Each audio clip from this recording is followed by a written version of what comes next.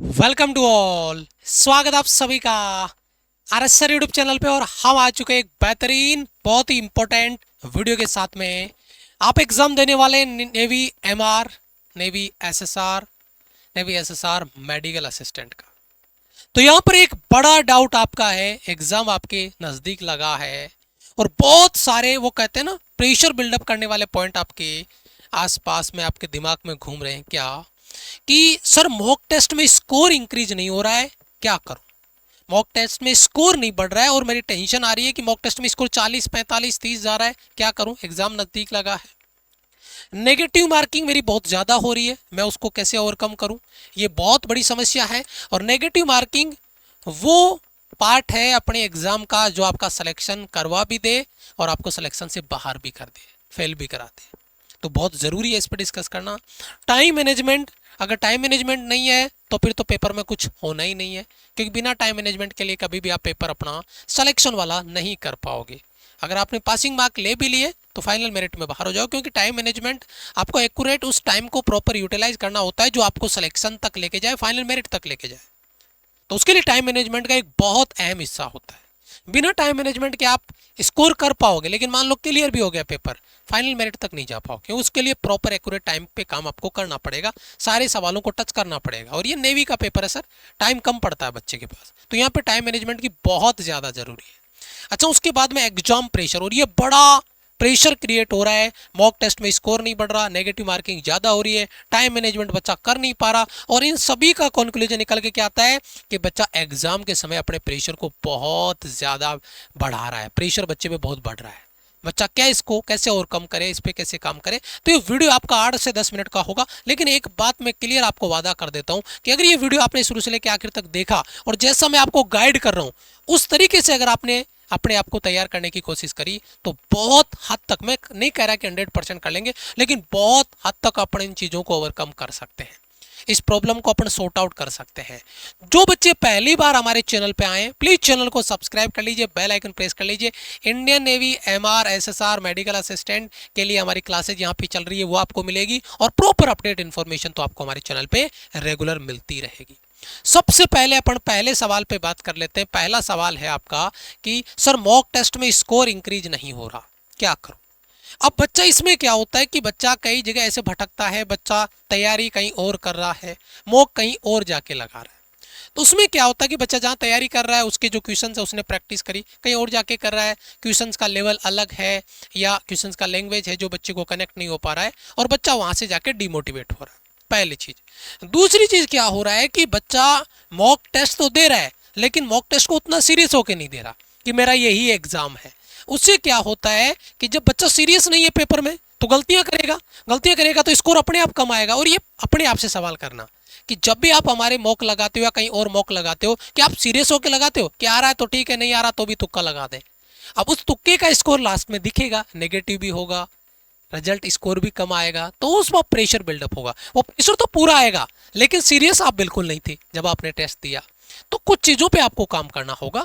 पहली चीज तो आप जब भी मॉक लगाओ तो आप सीरियस होके मॉक लगाओ कि मेरा यही पेपर है और इसी में मुझे अपना स्कोर देखना है कितना आ रहा है। तो रियलिटी आपकी वहां पे निकल के आएगी, आपको सीरियस होके पेपर अटेम्प्ट करना है। दूसरी चीज, वहां पे जब आप स्कोर कर रहे हो अगर आप सीरियस रहोगे तो कुछ चीजों को फॉलो करोगे, जैसे नेगेटिव मार्किंग है, टाइम को प्रॉपर मैनेज करके चलना, जिस पे भी मैं अभी आगे बात करूंगा। तो आप as it is exam pattern पे उस टेस्ट को लगाओगे। और आप हमारे जो टेस्ट लगा रहे हो उन पे आप उम्मीद कर रहा हूँ आपने देखा होगा, पूरा एग्जाम पैटर्न है, नेगेटिव मार्किंग भी है, एग्जाम पैटर्न पे आपके क्वेश्चंस है, एग्जाम पैटर्न पे आपको टाइम का मैनेजमेंट वहां पर दिया गया है। तो एक पूरा पेपर पैटर्न है वो आपको वहां फॉलो करने को मिलेगा, और उसी पैटर्न को अपने को एग्जाम में फॉलो करना है। तो सबसे पहली चीज तो बेटा भटकना बंद करें, अपने आप को सीरियस होके, वो कहते हैं ना 10 बुक को एक बार पढ़े या एक बुक को 10 बार पढ़े। और किसी महान व्यक्ति ने कहा कि एक बुक को 10 बार पढ़ोगे तो रिजल्ट बेटर आएगा। तो इस चीज को दिमाग में डालो, भटकना बंद करो, अपने आप को फोकस करो, जो कंटेंट आपने पढ़ा उसको रिवाइज करो ज्यादा से ज्यादा, और जो मॉक आपने लगाए उन मॉक को फिर से लगाओ। एक बार लगाए स्कोर कम आए दोबारा लगाओ उसको, स्कोर अपने आप बढ़ता जाएगा। जो गलतियां आपने की वो गलतियां सुधारो। तो मॉक में जो जो गलतियां हो रही है उन पे काम आपको करना है, स्कोर आपका इंप्रूव होगा। एक दिन में नहीं होता है, लेकिन 2 3 4 दिन आप प्रैक्टिस करोगे तो अपने आप स्कोर इंप्रूव होने लगेंगे। और कॉन्फिडेंस पे काम करना है, अभी कॉन्फिडेंस लूज नहीं करना है, अभी कॉन्फिडेंस बढ़ाने की बारी है। और कॉन्फिडेंस बढ़ाएगा जब आप चीज़ों को बार बार रिकॉल करोगे, तो आपको याद आने लगेगी चीज़ें, याद आने लगेगी, अपने आप कॉन्फिडेंस बढ़ेगा। पहला पॉइंट आपका क्लियर। दूसरा पॉइंट आता है नेगेटिव मार्किंग, और ये नेगेटिव मार्किंग बहुत खतरनाक है। इसमें क्या होता है, जब बच्चा तुक्के पे आ जाता है कि मुझे तुक्का लगाना है, तो सबसे पहले आपको क्या करना है कि मान लीजिए आपको साइंस वाले सेक्शन में 25 क्वेश्चन करने हैं, 25 क्वेश्चन पेपर में आने हैं। उसमें आपने अपना खुद का प्लान बनाया होगा कि मुझे साइंस वाले सेक्शन में 17 क्वेश्चन करने हैं या मुझे 18 क्वेश्चन करने हैं। तो फर्स्ट राउंड में आप जब पेपर लगाओ तो उसमें कम से कम 10-12 क्वेश्चन जो बिल्कुल इजी है उनको करते जाओ, फिर सेकंड राउंड में बाकी क्वेश्चन सॉल्व करो। मान लीजिए लास्ट में 7 या 8 क्वेश्चन आपके बच गए, तो आप वो क्वेश्चन, अगर आपको टाइम बच रहा है तो आप उन पे सॉल्व करिए, आ रहा है आंसर तो ही लगाइए, तुक्का मत लगाइए। किसी भी क्वेश्चन पे तुक्का वाला खेल करना ही नहीं है। और तुक्का भी अगर लगाना तो तब लगाओ जब केवल 2 ही ऑप्शन पे डाउट हो। 4 ऑप्शन में कुछ नहीं आता और अकड़म बकड़म बम में बोल करके ABCD ये लो साहब लगा दिया, कोई मतलब नहीं उसका। तो ऐसा कतई नहीं करना। अगर 2 ऑप्शन में डाउट हो तब भी आपको रिस्क लेके आप तुक्का लगाओ, अदरवाइज ना लगाओ।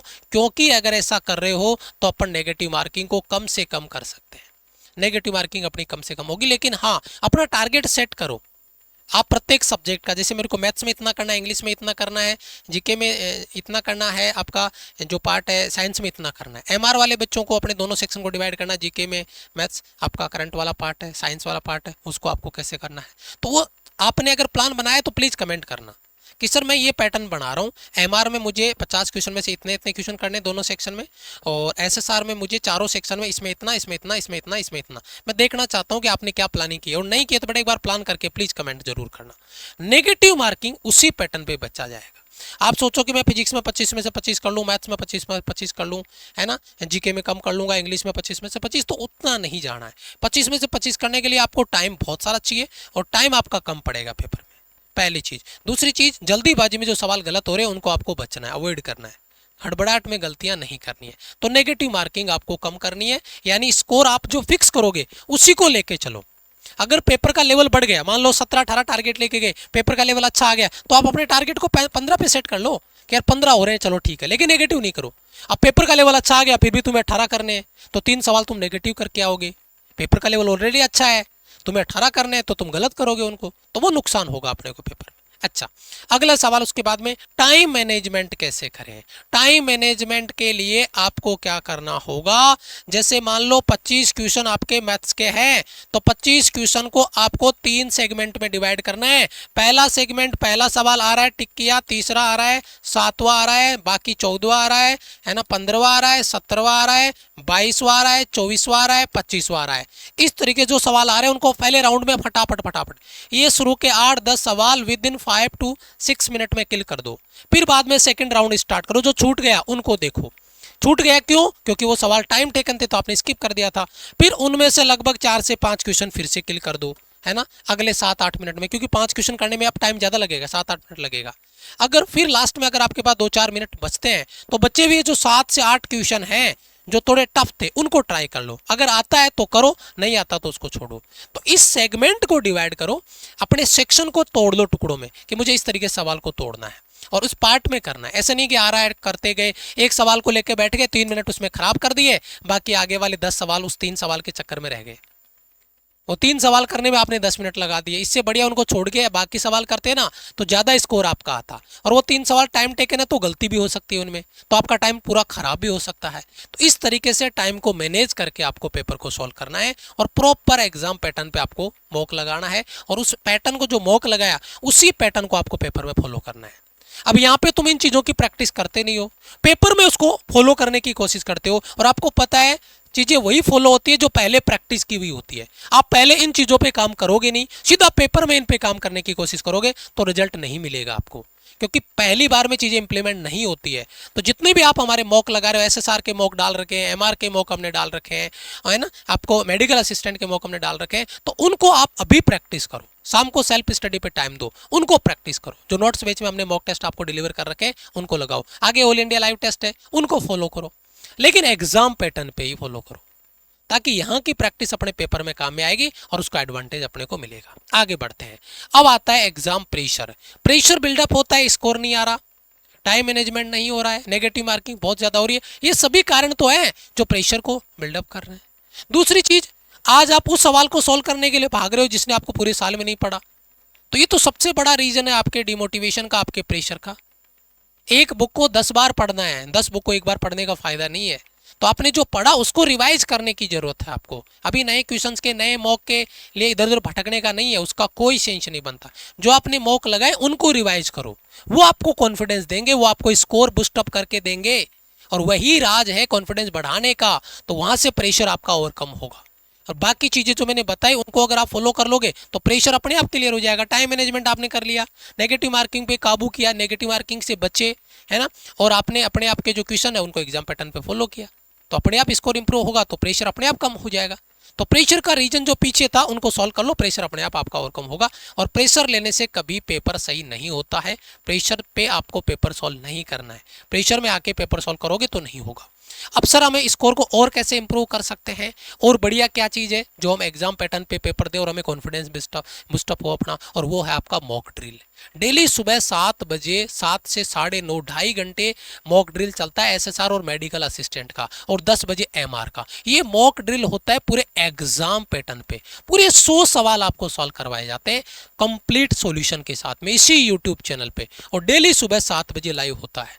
तो ये मॉक आपको ड्रिल डेली बेसिस पे ज्वाइन करनी है आपके एग्जाम तक। और जो एमआर वाले बच्चे उनका होता है 10 बजे। तो ये मॉक ड्रिल अगर आपने फॉलो कर ली तो कहीं ना कहीं आपको इसका कॉन्फिडेंस 100% बूस्टअप होगा, और ये पूरा एग्जाम पैटर्न पे हम लेके आते हैं और रफ्तार से सॉल्व करते हैं। तो टाइम का भी मैनेजमेंट आपको देखने को मिलेगा, और स्पीड भी आपकी बढ़ेगी, और यहाँ पर एग्जाम पैटर्न भी आपका रहेगा, तो आप अपना स्कोर भी चेक कर सकते हैं। ऑल इंडिया लाइव टेस्ट में आपको एग्जाम से पहले होगा, जैसे एमआर का 19 और 21 को है, आज एमआर का भी है 21 को। अपना एसएसआर मेडिकल असिस्टेंट एसएसआर का होगा 22 और 23 को, मेडिकल असिस्टेंट का होगा आपका 24 को। ये ऑल इंडिया लाइव टेस्ट है, फ्री ऑफ कॉस्ट है, लेकिन एग्जाम पैटर्न पे नेगेटिव मार्किंग के साथ है, फुल प्रूफ प्लानिंग के साथ में आपको मिलेगा। तो आप इन मॉक टेस्ट को जरूर से फॉलो करें और इन पे काम करें, ये रिजल्ट देंगे आपको, ये आपका स्कोरिंग बढ़ा के देंगे, ये आपको एग्जाम पैटर्न का फील कराएंगे। माई राइजिंग इंडिया एप्लीकेशन पे फ्री ऑफ कॉस्ट है, ये टेस्ट कोई भी बच्चा दे सकता है। माई राइजिंग इंडिया एप्लीकेशन को डाउनलोड करना है, लॉगिन करना है, और जब टेस्ट स्टार्ट हो शाम को 7 बजे तब आपको आके टेस्ट देना है। 7 से 7:30 के बीच में कभी ज्वाइन कर लो, 7 से 8 के बीच में कभी ज्वाइन कर लो, लेकिन 8 बजे बाद में ज्वाइन कर नहीं कर पाओगे। 7:55 पर भी ज्वाइन कर लिया तो 8:55 तक आप टेस्ट दे सकते हो, लेकिन 8:01 पे आए तो फिर आप ज्वाइन नहीं कर पाओगे। 8 बजे पहले ज्वाइन किया ना तो ही आप आगे टेस्ट कंटिन्यू कर पाओगे, अदरवाइज नहीं। फिर भी अगर आपको एप्लीकेशन से रिलेटेड कोई डाउट है, लॉगिन नहीं कर पा रहे हो, टेस्ट नहीं दे पा रहे हो, तो ये हमारा हेल्पलाइन नंबर, आप इन पे कॉल करिए, मैसेज करिए, और आपको और क्या दिक्कत आ रही है और क्या प्रॉब्लम्स है आप उनको कमेंट में मेंशन कर सकते हैं। हो सकता है मुझे लगे कि यार ये बड़ा सीरियस इशू है बच्चे का, बहुत सारे बच्चों में ये प्रॉब्लम हो सकती है, तो मैं उस पर वीडियो बना के आपको दूंगा। ठीक है, ओके, तो कमेंट जरूर करिएगा, और आप कहां से ये वीडियो देख रहे हैं, कौन सा स्टेट है, प्लीज अपना स्टेट कमेंट में जरूर मेंशन करना। Thank you so much, love you all, bye bye, Jai Hind.